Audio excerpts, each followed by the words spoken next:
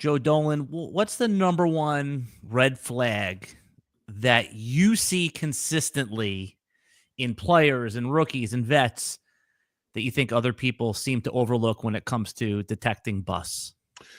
So, I guess let's focus on this with rookies, right? I still feel like there's a big kind of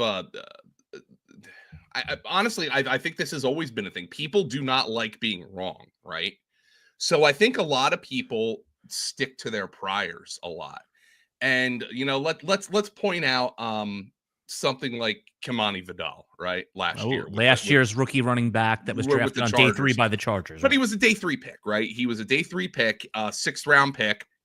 But people are like, Gus Edwards, J.K. Dobbins. Like, no way. Like, and Kamani Vidal did nothing. There's let's go back to a few years ago with the Kansas City Chiefs. I don't even remember if this was pre-Mahomes or not. Like, it's so many years back. Darwin Thompson. You remember Darwin Thompson? Of course. He made it into the first round of rookie drafts at one point. Yeah, so as a 6th round pick, like people, I think sometimes you overreact to opportunity. Those are more opportunity because those guys are 6th round picks.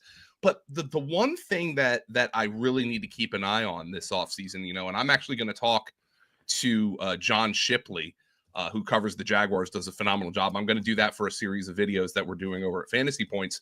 I'm going to talk to him for a couple of minutes, and I want to ask about Tuten, right? Like, people were so convinced, and I don't quabble with this opinion that Travis Etienne was so bad last year and Tank Bigsby's just a guy, that Tuten with this explosiveness is going to come in and he's going to run away with that backfield in Jacksonville. But the guy was a 3rd round pick. Excuse me, a day 3 pick. Yeah, 4th round, early 4th round, yeah. And if he's still running behind Travis Etienne and Tank Bigsby by the time we get through August, then he's been getting overdrafted. I think Etienne's even kind of passed him a little bit on underdog of late. So I think sticking to your priors can be a really, really difficult thing. Like somebody like Jack Besh. Let's talk about him. Now, look, the Raiders took him in the 2nd round. The Raiders if you take a guy in the 2nd round, you expect that guy to be a starter at some point. Maybe not as a rookie, but you expect him to be a starter at some point.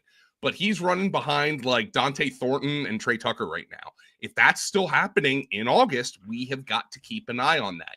Just because a guy has talent and he was a Senior Bowl MVP and everybody saw him at the Senior Bowl and all that stuff doesn't necessarily mean that he's going to come in and contribute right away. So I think you have to worry about sticking to your priors so much.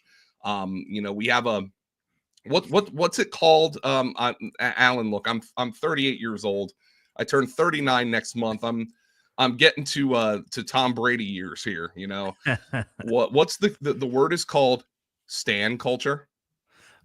And you see it on social media, like almost like people aren't fans of teams so much as they are fans of players. And so then you end up having like absolutely ridiculous arguments. Like, I don't know, Russell Wilson clears Patrick Mahomes, like what are you doing? There's a tweet there. Let me see if I as you're pulling it up though, but you're right though, because a number of years ago I was working in a middle school, and I would always say to the kids, like, what's your favorite team? They don't have favorite teams, they have favorite players, and when those players go, that's who they follow. Now look, I don't think the best fantasy players are in a stan culture, but like you can like I think it kind of permeates a lot of some of the younger accounts that come up on Twitter that just like they love this guy and that's it. Like, I mean, there are still Ronald Jones truthers, Alan. Well, Ronald, it's okay. So anyone who's listening, Ronald Jones was a 2nd round running back picked by the Tampa Bay Buccaneers that the fantasy industry like pushed people out of the way to draft in all formats and just never fired, like ever. And no matter how bad it got, people still planted. I mean, I don't even know if he ever had an average season, like right. No, it was he was an anchor on your leg of your fantasy team. So what you're saying here is that if people just dig in so deep, and that is what one of the biggest issues with Bus is that they're not willing to let go. One, because you think they just don't want to be wrong, but also, I mean, what is it? Is it? I mean, I guess you have to be a little humility and humble, and it's a bit too, like okay. It's like your thing. It's how you stand out. But like, here's the tweet that I was referencing. and I like to apply this to some people in like the fantasy or just NFL or sports media at large, right? This tweet is a wonderful tweet. It's from a guy named Cam at Matrix Reloaded _. And it was from August of 2020. And the tweet, it says, people on here will tweet anything. Quote, Charlie Brown had hose. End quote. No, he didn't. That isn't true. Ronald Jones did not have hose, Alan. Right. You know, so I think people stick to their priors a little too much. Yeah, that's a really good point. I think we all, you brought up Tuten also. I mean, I think, I was still am on Tuten because of how they talked about him in the pre-draft process too. But you're right, like the early camp stuff with he's fumbling, he's running behind those guys. You brought up the two situations right now, also with Thornton on the Raiders. So okay, all right, the Kamani those are examples right now. Like, but I mean, for all I know, by the time training camp runs around, Bashal Tuten might look like Fred Taylor in camp, and John Shipley, my guy who covers the Jaguars, might be like, "You've got to get this guy." And I'm just bringing up examples right now and bringing up some things that just never happened in the fantasy industry. The opposite side of that is Dameon Pierce when he was a rookie. He was a day 3 pick, right? And people are evaluated that backfield like, what else do they have? And then I remember, John McClain, who does phenomenal work. Not the former politician. No, John McClain, also not the guy from Die Hard, right. Who's covered Houston football dating way back to the time with like Bum Phillips and the Oilers. He said Dameon Pierce is real. He's going to be the running back. And so you have to follow those things, but like, man, in this day and age, it's really easy to not stick to your priors with all the information we have. Yeah, I just sidebar here. You talked about John McClain. I always thought that he was one of the best guys that you had on the beat writers or the beat.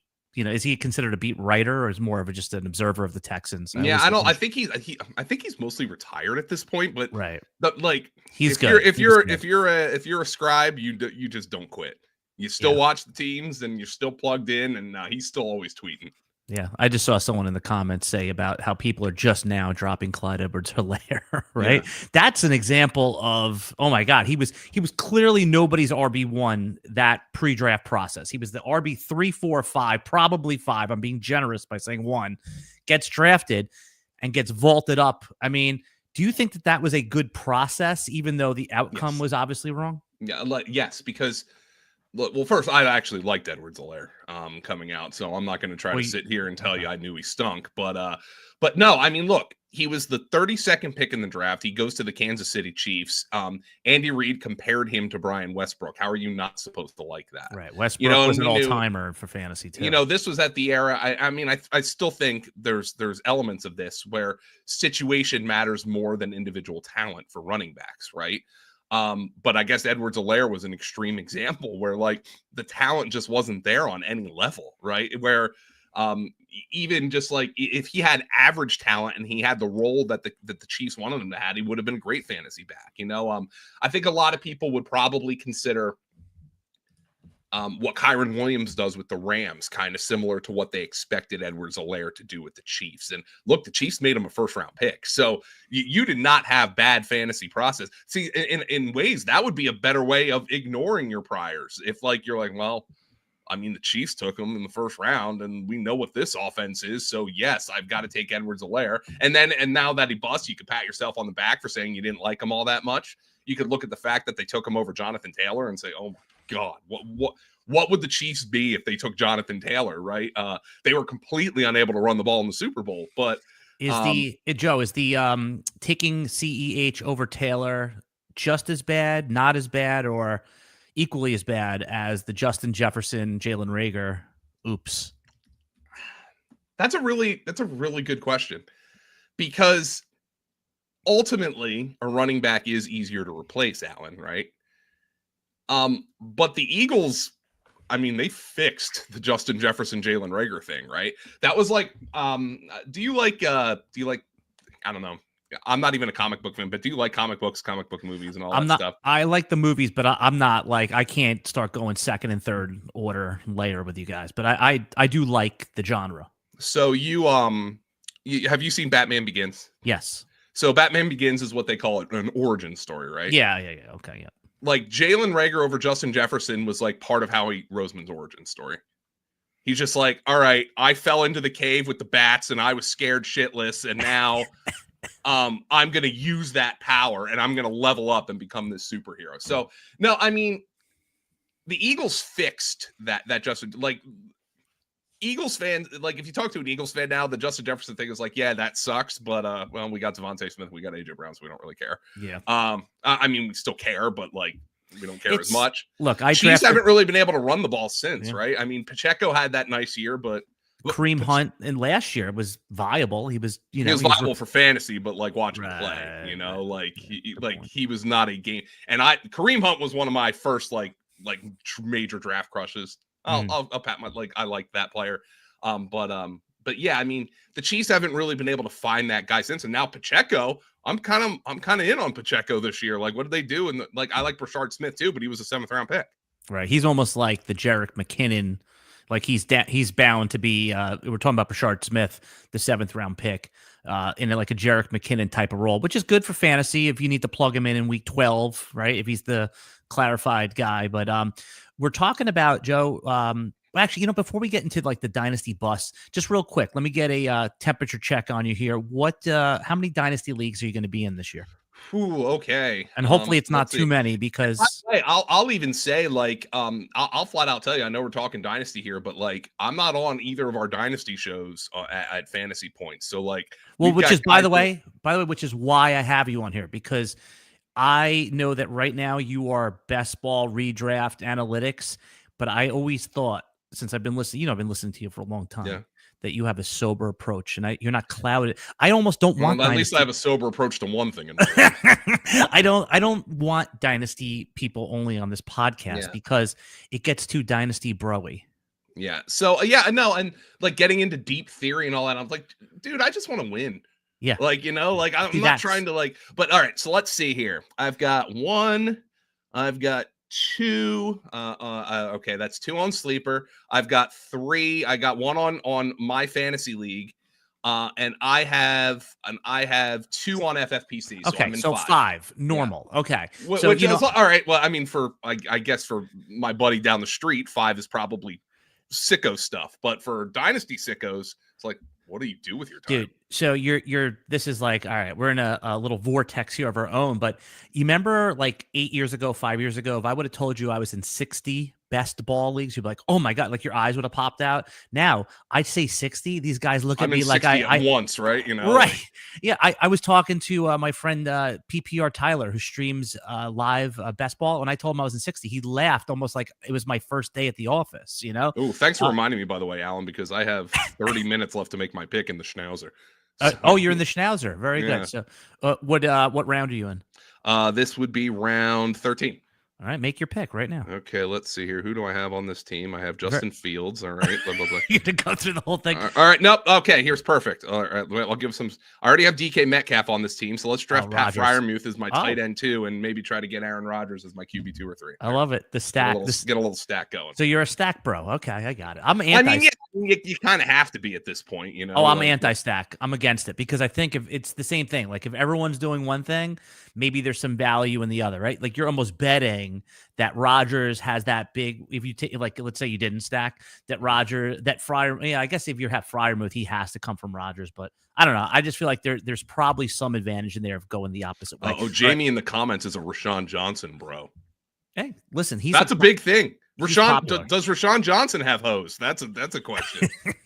So I was in 41 dynasty leagues up until last year. Disgusting. Like I stopped enjoying fantasy football. People that listen to this podcast regularly are probably tired of me saying it. I pared it down to 13 so I can make like clear decisions, trades, things like that. So I just want to go through a couple of these guys though that already have like hype and steam. They've come up and down, and we'll see just more of like theory wise these type of players. But RJ Harvey, man, right?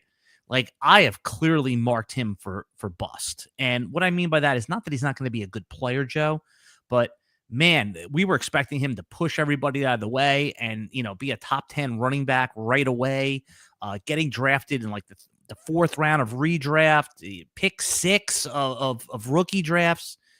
Now they bring in J.K. Dobbins. Mm-hmm. where are you at on Harvey? Well, I have to think back to the history of the player and the coach and the player, right? Sean Payton is a running back by committee guy to the absolute death of him. Like Kamara, Ingram. He has to tell you how smart he is. I was actually at the Super Bowl when the Saints played the Colts.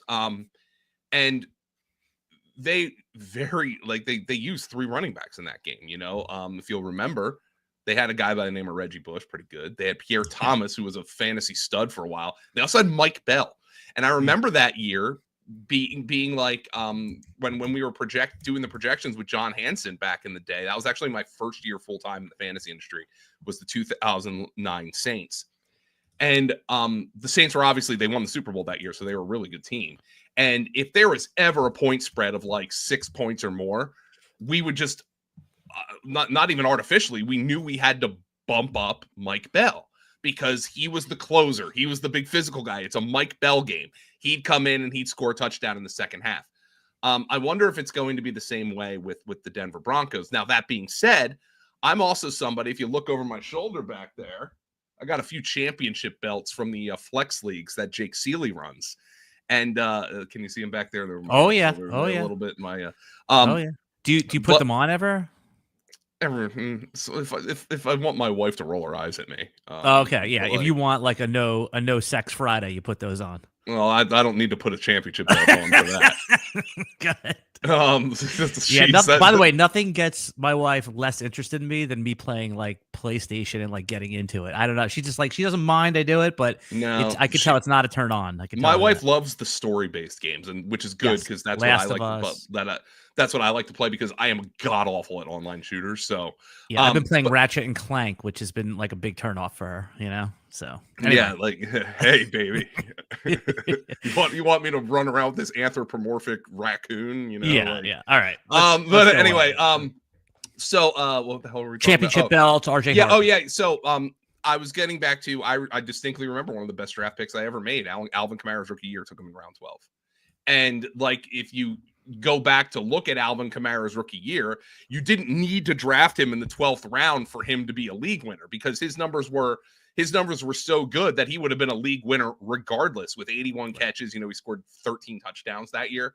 I wonder now, does J.K. Dobbins signing help push Harvey down come draft day? Like how far down do you think? He's in the 5th-ish, 6th-ish now. Yeah, because look at Alvin Kamara's numbers. Now, look, I got him in the 11th, 12th round, wherever I got Alvin Kamara. But the numbers were such that if you took him in the 2nd round, he would have been a phenomenal pick. The production is what matters in the end. Now, if you take him in a later round, that gives you an opportunity to take more better players in the earlier rounds. I get that. But ultimately, it doesn't matter if the production's there. For instance, my most drafted player in best ball last year was Tyrone Tracy. And what I like to say is, like, from an analyst perspective, I'm sitting here saying I gave good advice. I identified a player who, was going to have a bigger role than anticipated. He was a legit sleeper because he was going in double-digit rounds, unlike somebody like a Bashal Tuten or an RJ Harvey. But nonetheless, am I sitting here like flush with cash because Tyrone Tracy was my most drafted best ball player? And the answer is no, because he was still on a bad team, who had to split work on some level. So I gave good analysis, but ultimately it wasn't like a slam dunk, oh my God, I'm going to remember that pick for the rest of time type of pick. RJ Harvey, I think, has that Kamara potential, but the fact that they signed Dobbins and they specifically mentioned third downs, and I don't necessarily think that means receiving. J.K. Dobbins has not been an effective receiver in his career, but it does mean pass protection. And there is nothing coaches love more than running backs who can pass protect. And unfortunately, we don't get fantasy points for that. There should be, though. There should be. Yeah, I mean, you find a way to score it, then I'll entertain it. Pancake blocks at 5 points. Yeah, like I Chip. would love if there was an official pancake stat. Right. Madden tried to do it like 20 years ago, but it has not happened in the NFL. A successful chip block for a half a point. Yeah, no penalty. Yeah, you lose a point for a clipping penalty. But is there one thing in fantasy scoring that you would, if like you could have like anything possible, like if you had a direct line to the CEO of Sleeper and they could add it in, like what would you? I still think drawn pass interference. Yeah, that's the one. And maybe not necessarily the yards, but like maybe a point for a drawn PI penalty. More than that. Yeah, More just like half the yards. I think half. the all-timer was Joe Flacco back in the day when he was gunslinging for the Ravens. Like half their offense was just throw it deep to Torrey Smith, and there's somebody's going to try to tackle him. Forgot about Torrey Smith. Yeah, that's a good one. Right. Yeah, and then Deshaun Jackson, and didn't he used to on the Eagles draw some? Yeah, PIs? Deshaun. But the thing about Deshaun that was so good is he's such a good deep ball tracker that like he could like that. See, that's the thing that made Deshaun so great, right? Yeah. Like just being fast doesn't make you a great deep ball guy. You've got to be able, John Ross, but like, look at Jerry Rice. Right. Like, I've actually been really fascinated recently. I was like, so do you want one of my favorite trivia questions is in all of football is, Jerry Rice has the most receiving yards. He has over 2,000 for players after they turn 40. Do you know who's number 2? Oh my God. I don't. Tom Brady. Oh, what do you mean? Tom Brady has the second most receiving yards of players after they turn 40. He has 6. Like right, because nobody plays over 40, right? Yeah, so Jerry Rice is over 2,000, and he was so good just because he was so good at getting open. He was so good at tracking deep balls. Like Jerry Rice was not a 4.3 guy, but anyway, he was like a 4.8 guy, wasn't he? Yeah, like, I don't think he was that bad. You know what I'm like, saying? Yeah, but like he just wasn't that. So there's like a skill set to it. But anyway, yeah, I would change pass interference. All right. And I'm going to ask you about a couple of the guys that you think that have some bust potential here, but I want to get your opinion on Matthew Golden here. So every year, I know this is an interesting one because people are split on this one. Every year, like in our rookie drafts, Joe, there's always a first round wide receiver that doesn't get drafted in the first round of our rookie drafts that drips into the second round. Kadarius Toney, Amon-Ra St. Brown. I'm sorry, no, he's the opposite. Brandon Ayuk was a first round pick that like got drafted in the second round of our rookie drafts. Golden seems to mostly get drafted in like the 202 in our rookie drafts. That must mean that people think he doesn't have that. He does have some bust downside. But if somebody thinks a first round guy has bust downside, I think I'm going to take the flip side approach. Right.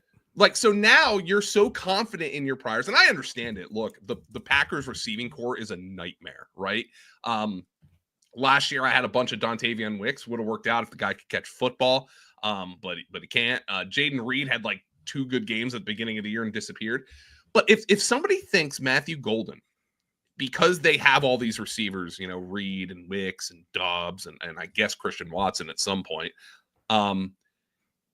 but they're so confident that they know the evaluation of Matthew Golden, that they know the evaluation of the player, they know their evaluation of the system, that they're going to give somebody who had a first-round draft grade, second-round rookie draft capital, give me that player.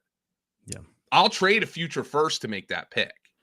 Because like you have to be confident in knowing what you don't know.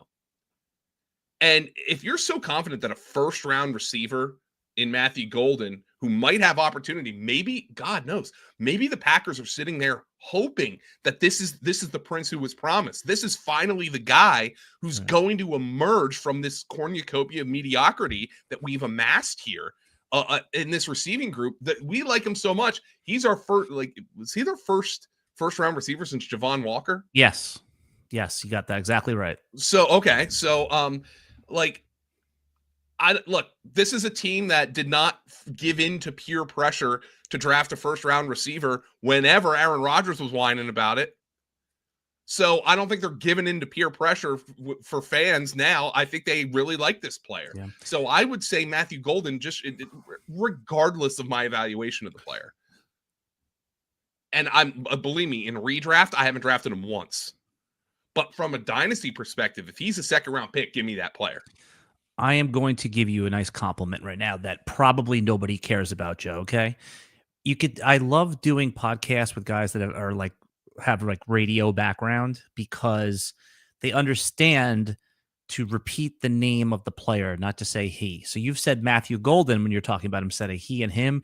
And I'm telling you, the audience really appreciates that. And I can tell you right now, I do too. So shout out to your radio roots. Great. Oh, by the way, I'm glad you have the same background, because I zoned out when you were talking about RJ Harvey.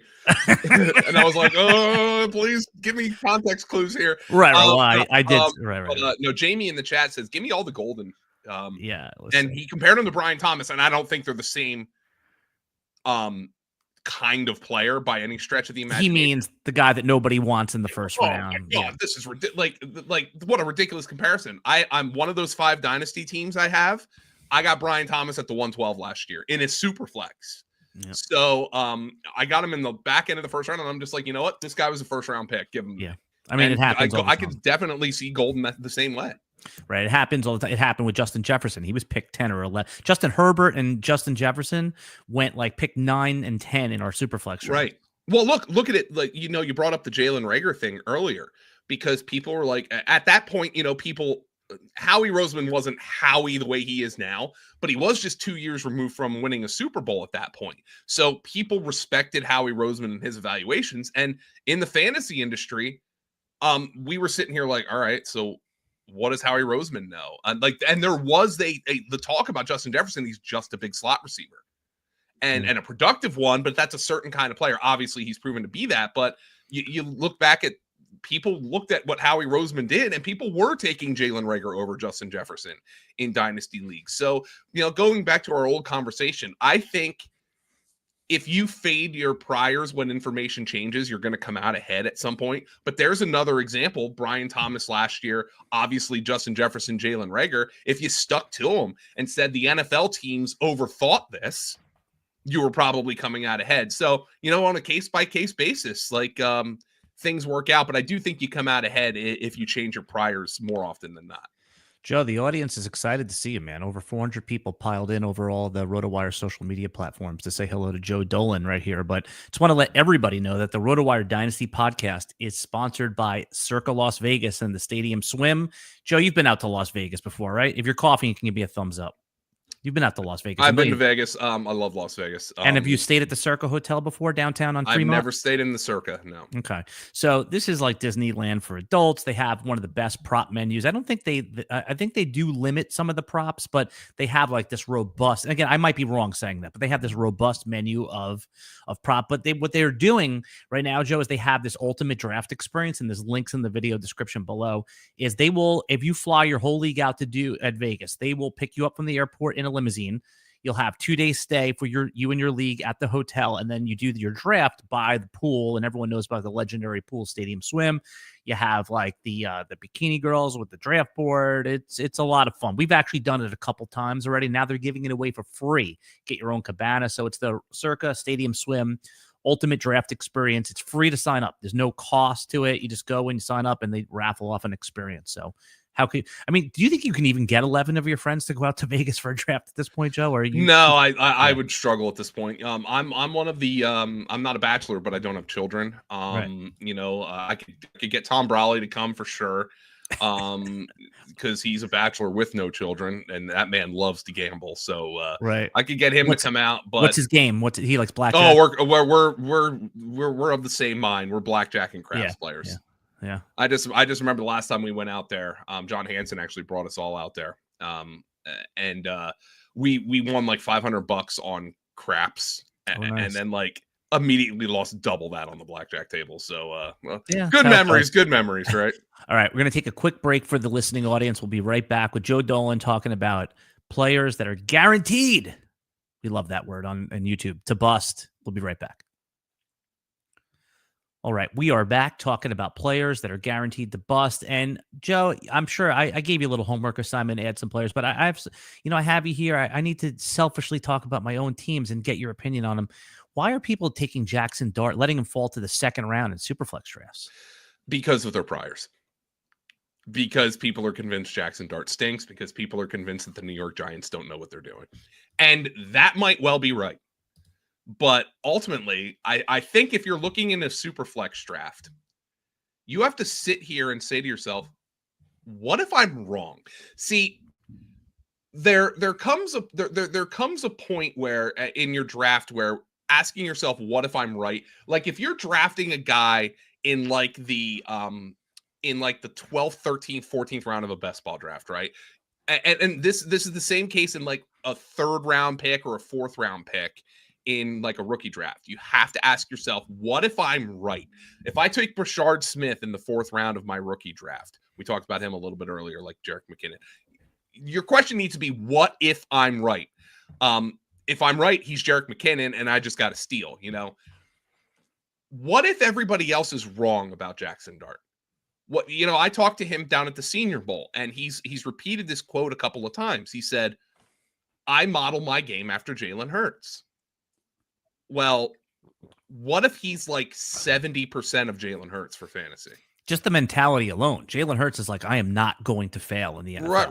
Right. Yeah. And like but even stylistically, deep ball, if my first or second read isn't there, I'm going to take off because I'm a freaking tank and you're not going to tackle me. I'm not trying to say the Giants are going to run the tush push, but maybe he has that kind of ability near the goal line as a thicker, bigger guy. If he's 70% of Jalen Hurts, he's a top 12 fantasy quarterback at some point, and you can get him in the 2nd round. So you routinely. And by the way, if you're in a super flex draft and Jaxon Dart busts out as a 2nd round pick, who gives a shit? Right. Because the upside completely outweighs it. So that is a player who, look, I'm not trying to tell you I think he's going to be good. Our guy Brett Whitefield loves him. And I know he's a polarizing prospect. I know people hate the Giants. I get it. But that's an easy click for me, quite frankly. Yes, because also there's another reasons why. Because if you're picking it, let's assume someone picking at 101 and 201. 101 this year is definitely Ash and Genty. So structurally, you have a chance to get a quarterback and a running back, where normally you wouldn't. It would be, you remember that debate a couple of years ago, Bijan Robinson or Anthony Richardson. That was a real debate. It was a dilemma. Oops. Last year, it was Caleb Williams or Marvin Harrison. Like sometimes passing on the quarterback doesn't feel good, but if you could get an elite position player, come back in the 2nd round, get that quarterback, it just makes too much sense. Because even if he's not good, I mean, what does that mean in fantasy football? That he's going to get you 15 fantasy points? Not bad. Yeah, I mean, if he is a starting NFL quarterback, and barring a complete disaster like Trey Lance, which has happened, he will be a starter at some point. So barring that, he's at least going to, have some sort of fantasy value as a starting quarterback. So, even then, maybe you can flip him after a couple of good games. Like, oh man, he had this great game from a fantasy perspective, but like Anthony Richardson, he was 11 of 24 and, he ran for 2 touchdowns, but he had no idea where the ball was going. Maybe you can flip him at that point. So that's an easy click for me. Yeah. People are taking Malik Neighbors in the 1st round of all formats. So if you think Malik Neighbors is going to be a 1st round pick, I understand that Russell Wilson is a starting quarterback right off the bat, but I mean, the under-over on Jaxon Dart starts has got to be 7 games, 6.5 games minimum? Yeah, I mean, had this discussion here. The Giants have the lowest win total in the NFL. What is it? Like 3.5, 4.5? 5.5, I think. 5.5. Right? They don't make them that low. It's 4.5. Like for Jaxon Dart not to start half the season, the Giants are going to have to maintain some sort of competitiveness. Now, you also have to look at the fact that you're in an interesting situation where Brian Daboll and Joe Shane are trying to save their jobs. So if Russell Wilson or Jameis, but we presume Russ, is keeping them competitive, they're going to stick with him. And then, it's kind of a catch-22, right? Joe Shane and Brian Daboll drafted Jaxon Dart. But if Russell Wilson is keeping them competitive, he gives them the better chance of saving their jobs and therefore going into the Jaxon Dart era. So it's kind of a weird, this is why it was so stupid for the Bears to let Matt Eberflus and draft Caleb Williams. He was an obvious 101 though. Right. But it's stupid for them to keep the coach to let him be there for that, because it's so obvious that you're going to make a regime change. Jaxon Dart is going to start at least at some point this season. What's good about Dart is even if that scenario plays out where Russ is they're 5-3, 6-2 for some, just crazy reason, and Dart doesn't, he won't lose an ounce of value in Dynasty fantasy football. Like his value is insulated because he'll be presumed that he's the future starter, just like Penix, right? Last year, Michael Penix was being drafted anywhere from like 110 in rookie drafts to like 203, 204. I saw him go that late. You were basically drafting a 25 first round pick. Like it wasn't going to lose value. And then look what happens. Kirk Cousins, halfway through the season or less, and Penix gets to start. So yeah, I'd say the more likely. So you agree he's going too low. Okay.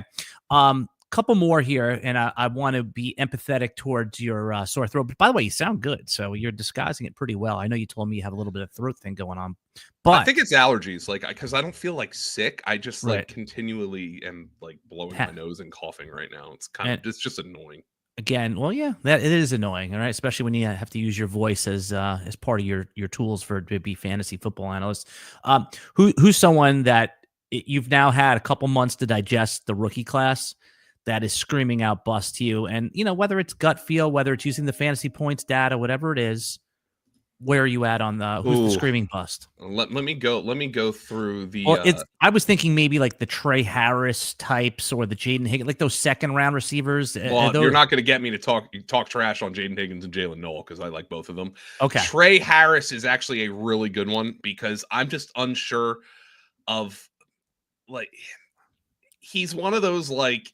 The wide receiver on the Chargers, by the way. Yeah, he was an Ole Miss receiver. He actually played with Jaxon Dart. He's one of those speed guys, but like contested catches and all that stuff. I just don't know how that stuff translates to the NFL on a consistent basis. 4.54 guy. I think you probably wished he was a little bit faster than that, based on his tape. So I'm a little skeptical of his profile. At this stage, if we're going to the running back position, it was a really good class. So I'm not going to talk too much trash on it, but I am a little bit concerned. So Quinshon Judkins to me was polarizing. I'm glad you brought him up. Let's hear this one because I am scared to death to take him at the 105, 106 in my rookie drafts. In my rookie drafts, I'm scared. I'm actually more scared to take him in rookie drafts than I am in redraft. Right. Because the cost. You get the cost. Well, the cost in redraft is like what, a 5th, 6th round pick, somewhere at that range. And like, even if he's not great from a long-term perspective, he can pay off if he gets carries this year. And like, you can say, thank you for your service. And I'm not drafting you next year.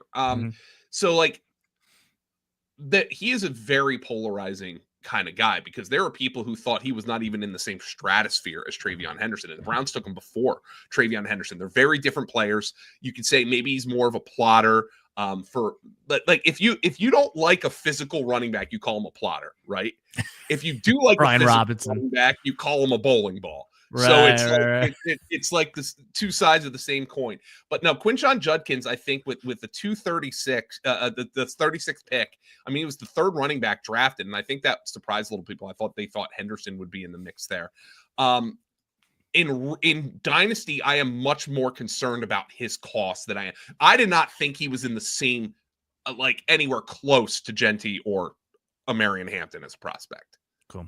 Yeah. Like, I mean, Genty, we know, like, he's the obvious 1-1, and a Marion Hampton I thought was Deuce McAllister reincarnated. So like I just didn't see him having Judkins, that is, having the same level of explosiveness that a Marion Hampton has, and I'm really scared to death of him at cost. But also I feel like there's people taking TreVeyon Henderson and RJ Harvey over him because they're like, well, I was going to take those guys based on their landing spot anyway, because I had already earmarked a Patriots running back, or I'd already earmarked the Broncos running back, and I'm going to take those guys over Quinshon Judkins because I think they're better prospects. And then that gets back into our discussion of priors, right? Oh yeah. Question that I got yesterday, and this could be our last player discussion, is a friend of mine, my friend DK, was on the clock in a rookie draft, and he said, I can't decide. And he wanted to take a tight end. He goes, I can't decide which first round tight end I want to take, Loveland or Warren.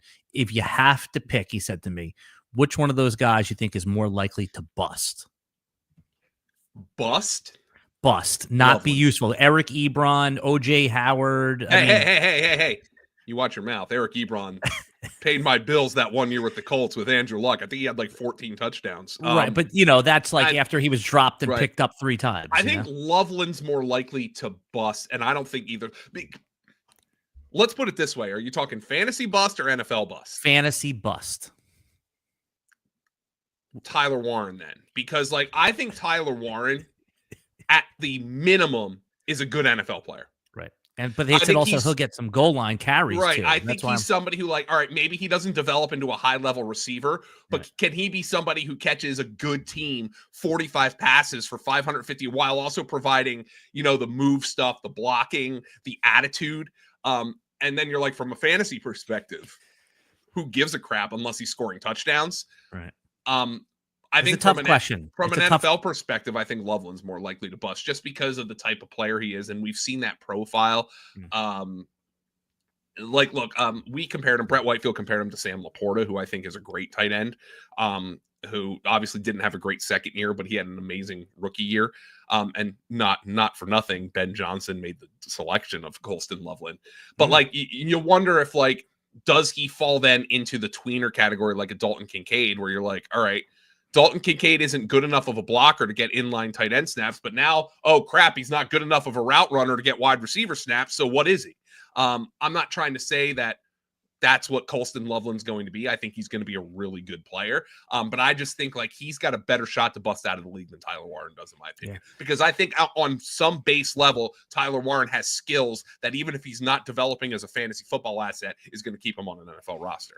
But Warren, I think you can end up at the end of the day saying, man, that guy had a great career and he never caught 60 passes in a season. Yeah, the one thing I like about what they're saying about Warren is that they might give him goal line carries. I mean, got him at Penn State. And he was a high school quarterback. So keep in mind that trick plays, all that stuff. Hell, I mean, they already let Anthony Richardson throw the ball. So what's letting Tyler Warren throw the ball going to do? What's he going to do? Miss his receiver by 30 yards? Oh, well, we already have the quarterback who does that. So, no, I think Tyler Warren, he gives them that kind of stuff. And then we could be I think at the end of the day, and I know this isn't the question you asked, we're more likely to sit down and say, holy crap, Tyler Warren's a game changer than we are Colston Loveland. Right. But that also means you have to have a little bit of imagination for Tyler Warren as well. All right, Joe. I just want to remind everybody that right now you can get behind RotoWire's paywall with a 15% off any subscription. Just go to rotowire.com, hit YouTube 15 where you put in the code, and I'll also put a link in there and you get 15% off. We have all of our premium content, our rankings, all the great articles behind that. RotoWire's been in the fantasy experts for 25 years right now. And so use code YouTube 15 to go over there and check out behind RotoWire's paywall. Joe, what's the most important thing you want to call attention to that Fantasy Points is working on right now? Well, we obviously have the Fantasy Points data suite, and we are working around the clock to improve that for the season. Explain what the suite is, like you're talking to my grandmother. Okay. So Fantasy Points watches every single snap of NFL football, and we chart those snaps from hundreds of data points, which is we're not the only company that does that, but we have it. Two things that we like. Number one, we're focused from a fantasy football perspective. So that's the key. We want to make sure you have great offensive stats above everything else. Number two, we like that we have an affordable price point that lets you in the door for some of these advanced stats. And Joe, yes. So I also believe that good fantasy players nowadays get multiple fantasy sites subscriptions. I don't think the days of just hey, I'm only going to subscribe to RotoWire. Go to RotoWire. That's what I'm saying. That's why having a fair price makes it more palatable, because fantasy players are the only people that'll spend $200 to win $100 championship. Yeah, people just like the hobby of fantasy football. Yeah. So I interrupted. So go ahead. But from a Joe Dolan perspective, SiriusXM Fantasy Football Morning is returning on July 7th. People asked for it. They got it. This was not in the works a couple of months ago when they took us off air, but we're back. You're doing an hour, right? In the morning? It is a power hour from 7 to 8 a.m. We're going to be packing in all of the talk that we can into 1 hour. It'll be me and Paul Kelly on Monday, Wednesdays, and Fridays. Hopefully I can talk better by then. Tom Brawley will be joining Paul Kelly on Tuesdays and Thursdays. And of course, regular appearances from John Hansen as well. So when you do an hour on radio, so I do an hour with Jim Coventry on Sundays. It actually sometimes forces you to do like a better show in a way. So not that 2 hours isn't like the ideal amount of time and 3 hours is no problem to fill, but hour really makes you cut off all the fat. Yeah, look, I mean, and for somebody who is known to ramble on like I can, it might be a problem, but we're gonna be getting it in there. We're gonna have callers, and I just hope we provide entertainment for people on their morning drive. Yeah, no, you guys have always been appointment listening, so I'll be there too. All right. You follow Joe as I do at FG_Dolan. I'm always laugh when I see FG because, only those who know what that's all about. And I probably should change it at some point, but no. It is what it is at this point. Doesn't matter. You can't change it. It just would not feel. You know what? I would unfollow you if you changed it. So. Oh no! All right, then I guess my decision's made for me then. Joe, I love you, man. I appreciate you coming on. It's always a good time when you're on here, and the audience obviously loves you. We'll be back next week with another Dynasty Fantasy Football podcast.